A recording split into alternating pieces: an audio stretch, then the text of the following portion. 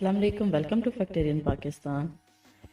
दोस्तों, आज मैं आपको एक ऐसे क्लाइंबर के बारे में बताऊंगी जो कि ऐसी खतरनाक जगह पर चढ़ चुका है जहां पर ना तो उसके पास कोई रेस्ट करने के लिए जगह है बल्कि उल्टा मरने के चांसेस हैं 100%। और उस पर बिना किसी सेफ्टी के चढ़ने वाले शख्स का नाम है एलन रॉबर्ट। दुनिया एलन रॉबर्ट को फ्रेंच स्पाइडरमैन कहती है और मौत का खिलाड़ी भी। ये दुनिया की कई ऊंची तरीन इमारतों पर चढ़ चुका है बिना किसी सेफ्टी के। ये वीडियो मजेदार होने वाली है तो इसे आखिर तक जरूर देखें। तो दोस्तों, 2011 में 57 साल ये शख्स दुनिया की बुलंद तरीन इमारत बुर्ज खलीफा पर बगैर किसी रस्सी और दूसरे सहारे के चढ़ चुका है। इस शख्स को बुर्ज खलीफा पर चढ़ने के लिए 6 घंटे लग गए और वो बगैर डरे और घबराए ऊंची इमारत पर चढ़ने में कामयाब हो गया। ये मंजर देखने के लिए बुर्ज खलीफा के नीचे लाखों लोग मौजूद थे। मैं आपको बताती चलूं कि इस तरह की ऊंची इमारतों पर चढ़ना गैर कानूनी है, जिसकी वजह से एलन रॉबर्ट को दुबई हुकूमत से इजाजत भी लेना पड़ी। इजाजत देने से पहले एक मुआहदा किया गया था कि अगर बुर्ज खलीफा पर चढ़ने के दौरान कोई नुकसान हो जाता है तो इसका जिम्मेदार खुद रॉबर्ट होगा। तो दोस्तों,